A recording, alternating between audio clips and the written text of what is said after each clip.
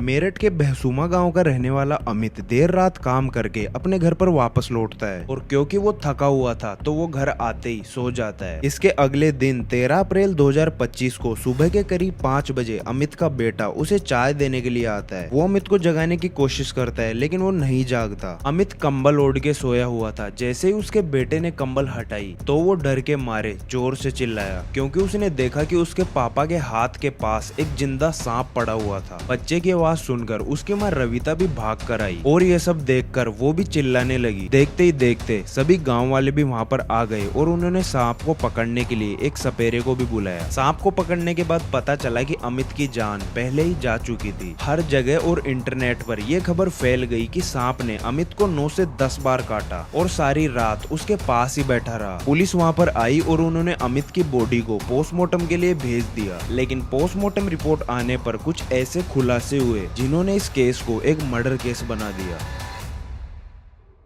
अमित और रविता की शादी करीब 9 साल पहले हुई थी और इनके 3 बच्चे भी थे। अमित और उसका परिवार मेरठ के अकबरपुर सादात में रहता था और अमित घर चलाने के लिए टाइल्स लगाने का काम करता था। अमित अपनी लाइफ में बहुत खुश था और गांव में उसका एक घर भी था जहां वो अपनी वाइफ रविता, बच्चों और अपने मम्मी पापा के साथ रहता था। अमित के जानने वालों और उसके दोस्तों ने भी बताया कि अमित बहुत ही अच्छा आदमी था। हमने कभी ये नहीं सोचा था कि उसके साथ एक दिन इतना बुरा होगा। इस घटना के एक दिन पहले 12 अप्रैल 2025 को अमित अपनी वाइफ और बच्चों के साथ मंदिर भी गया था और शाम तक वापस भी आ गया था। अमित की मां ने पुलिस की पूछताछ में भी बताया कि मंदिर से आते ही दोनों 9 बजे तक सो भी गए थे और जब वो रात को उठी तो उन्होंने देखा कि अमित अपने कमरे के बाहर कंबल ओढ़कर सोया हुआ था, लेकिन उन्हें ये पता नहीं था कि उस कंबल के अंदर एक सांप है। सांप के मिलने के कारण पुलिस को भी ज्यादा शक नहीं हुआ। उन्हें यही लग रहा था कि सांप के काटने की वजह से ही अमित की मौत हुई है, लेकिन मौत के असली राज खुलने तो अब शुरू हुए। 10 अप्रैल 2025 को आई पोस्टमार्टम रिपोर्ट में पता चला कि अमित की मौत सांप के काटने से नहीं हुई बल्कि गला घोटने के वजह से हुई है। और गला घोटने का काम सांप तो कर भी नहीं सकता, मतलब रात के अंधेरे में अमित का किसी ने मर्डर कर दिया था। पुलिस ने जांच पड़ताल शुरू की और अमित की फैमिली से लेकर गाँव के लोगों तक सभी से पूछताछ की और अमित की वाइफ को हिरासत में लेकर उससे भी पूछताछ शुरू की। धीरे धीरे रविता ने ऐसे ऐसे सच उगले जिनको सुनकर उसके परिवार वाले और पुलिस भी हैरान रह गई।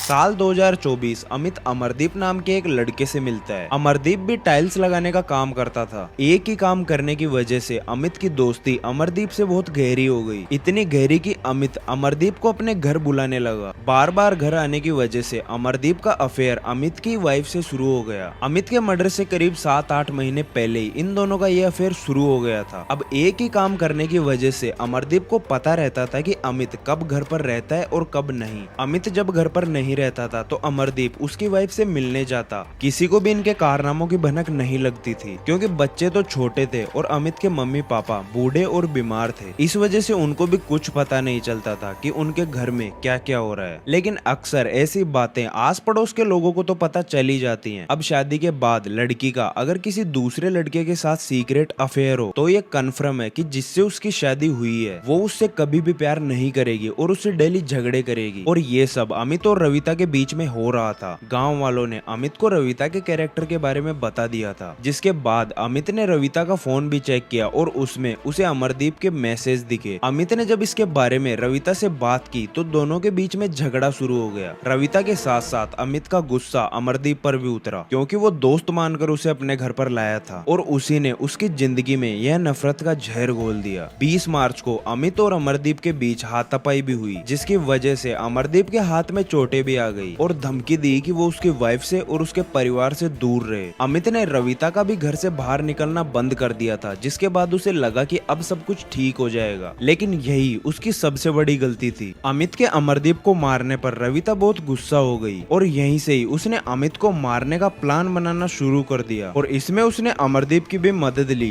12 अप्रैल 2025 को मंदिर से वापस आने के बाद उसने बिना किसी को भनक लगे अमरदीप को घर में बुला लिया और सोते हुए अमित के ऊपर बैठकर रविता ने उसके हाथ पकड़ लिए। दूसरी तरफ अमरदीप उसका गला दबाने लगा। अमित कुछ बोल भी नहीं पाया क्योंकि अमरदीप ने उसका गला बहुत जोर से दबा रखा था। बहुत देर तक उसने खुद को बचाने की कोशिश की मगर आखिर में उसकी जान निकल गई। रविता ने पहले सोचा था कि वो एक सांप सोते हुए अमित के पास लाकर रख देगी और सांप उसे काट लेगा, पर उसे लगा कि अगर सांप ने उसे नहीं काटा तो उसका प्लान फेल हो जाएगा। इसलिए उसने पहले अमित को मारा और बाद में अमरदीप ने उसके पास एक सांप छोड़ दिया ताकि सबको लगे कि अमित की मौत सांप के काटने की वजह से हुई है। लेकिन यहीं पर इन्होंने एक गलती कर दी। मेरठ के पास के गांव महमूदपुर सिखेड़ा, जिसे सपेरों का गांव भी कहा जाता है, यहाँ के ही एक आदमी के पास से अमरदीप ने वो सांप खरीदा था जिसे इंडियन रेड स्नेक और धामन के नाम से भी जानते हैं। ये सांप बिना जहर के होते हैं, जिनमें जहर की एक बूंद भी नहीं होती। और यही बात अमरदीप और रविता को पता नहीं थी। और इससे भी बड़ी गलती कि पोस्टमार्टम रिपोर्ट में तो सब कुछ पता चल ही जाएगा, ये उन्होंने नहीं सोचा। फिलहाल तो पुलिस ने रविता और अमरदीप को जेल भेज दिया है, लेकिन रविता को अपने ही पति को मारने का बिल्कुल भी अफसोस नहीं है।